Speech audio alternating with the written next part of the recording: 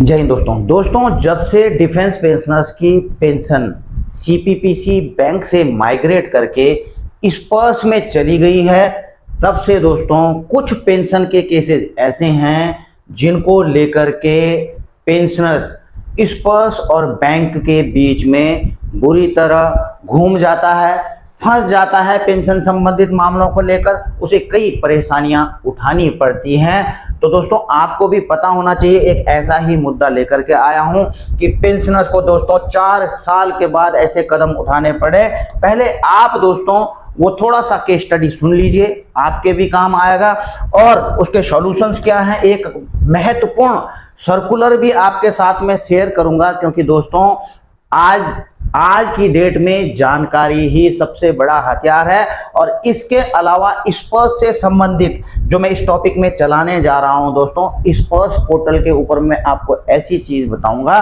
कि आपको वो जानकारी भी होनी चाहिए। और एक और पोर्टल पे ले जाऊंगा, ये सारी चीजें इस वीडियो में कवर करूंगा दोस्तों, जल्दी कवर करने की कोशिश करूंगा क्योंकि वीडियो हो जाती है मेरी ज्यादा लंबी। तो दोस्तों केस ऐसा है, पहले मैं आपको बता देता हूं, ये मैंने ही लिखा हुआ है, खैर ठीक है, मैंने तो खैर सीपी ग्राम में डाला है, कैसे डाला सारा बताऊंगा। तो दोस्तों एक पेंशनर्स थी, फैमिली पेंशनर्स, ठीक है, नाम है उनका गौदरी देवी। तो इनकी मृत्यु हो जाती है दोस्तों 2022 में। अब देखिए अक्टूबर 2022 में इनकी मृत्यु होती है। इनके बाद कोई फैमिली पेंशनर्स परिवार में नहीं था जिनको ये लागू होती, ठीक है। आपको पता है बच्चों के होते हैं, लेकिन बच्चे बड़े बड़े सब कुछ, ठीक है, इवन कि ये भी आर्मी में ही अभी जॉब करते हैं जो इनके बेटे हैं।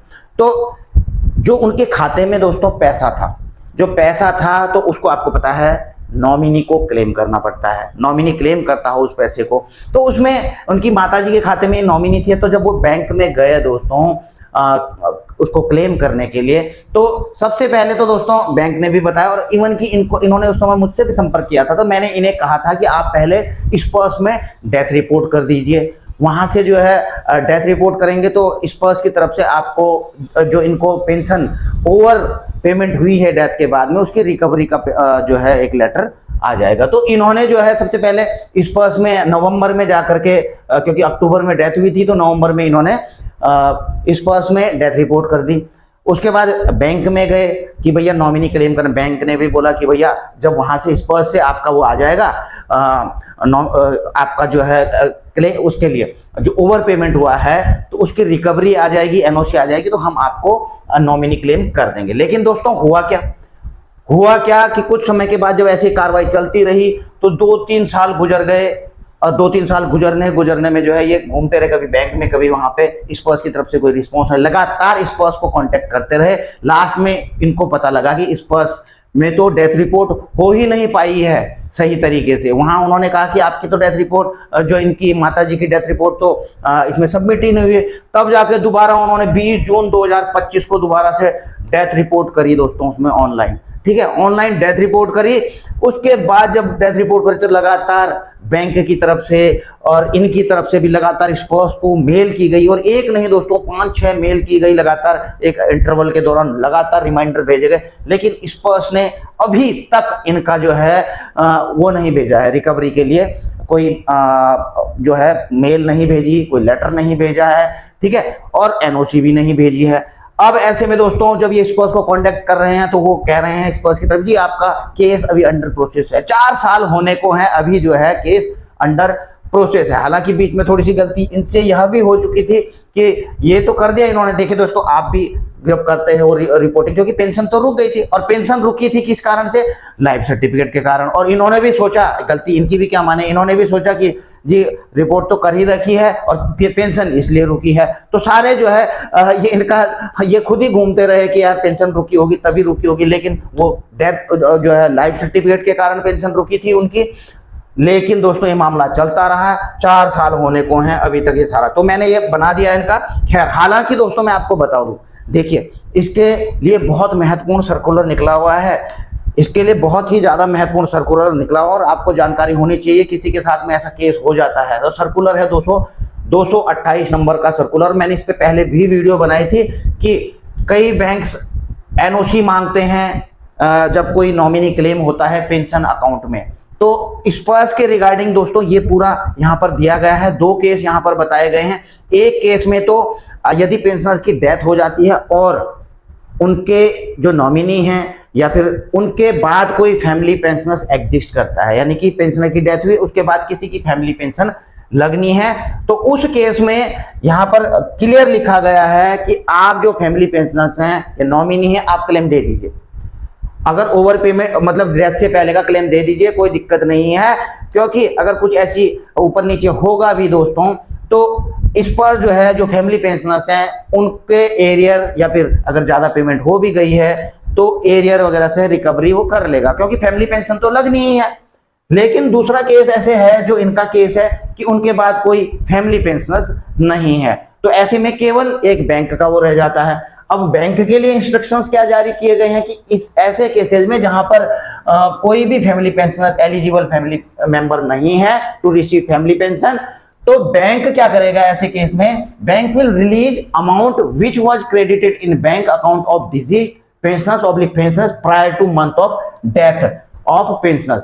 ठीक है, तो बैंक के लिए इंस्ट्रक्शन ये हैं कि भैया आप एनओसी का इंतजार ना कीजिए, जिस महीने पेंशनर्स की डेथ होती है तो उससे पहले तक का जितना भी पैसा चाहे पेंशन के रूप में आया है, कोई भी पैसा है, आप नॉमिनी को क्लेम कर दीजिए without getting any instructions from स्पर्श पीसीडीए। आपको कोई इंस्ट्रक्शन की जरूरत नहीं है और ये प्रक्रिया होगी आपके बैंक के जो नॉर्म्स हैं नॉमिनी को क्लेम करने के। मैंने इनको ये लेटर भी भेजा, इसके बावजूद भी दोस्तों बैंक ने यह नहीं किया, क्योंकि बैंक अब देखिए ये पॉलिसी बना तो दी है दोस्तों office of the controller defence account ने, लेकिन बैंक के भी कुछ प्रोसीजर है कि जो वो नॉमिनी क्लेम करते हैं तो उसको अकाउंट को ही क्लोज कर देते हैं। अब ऐसी स्थिति में अगर ये अकाउंट ही क्लोज रह जाएगा तो रिकवरी पता नहीं कितने कब आती है कब नहीं आती, वो पड़ा रहेगा, डोरमेंट बंद रहेगा अकाउंट और का, तो ऐसे में दिक्कत है। ठीक है ना, तो इसको जो है ये वाला पॉइंट किया जाना चाहिए और एटलीस्ट अगर इंस्ट्रक्शंस पास हुए हैं तो उस महीने से, क्योंकि भैया अब उस महीने से पहले अब हो सकता है 5-7 दिन के बाद 10-15 दिन के बाद किसी की मृत्यु होती है तो 10-15 दिन की पेंशन तो बनती है, वो भी नॉमिनी को मिलनी चाहिए ना। लेकिन फिर भी इस चीज को कि पहले वाला कर दीजिए बाद वाला करते रहिए, तो नॉमिनी क्लेम 2-2 बार तो होगा नहीं, तो इस चीज के को भी कंसल्ट किया जाना चाहिए बैंकों को, स्पर्श पीसीडीए के साथ में होना चाहिए कि भाई किस प्रकार से ये कार्रवाई होगी। अन्यथा इस प्रकार की बैंक इसीलिए जो है उनकी पेंशन जो नॉमिनी है उसको क्लेम नहीं कर पा रहा है। क्यों?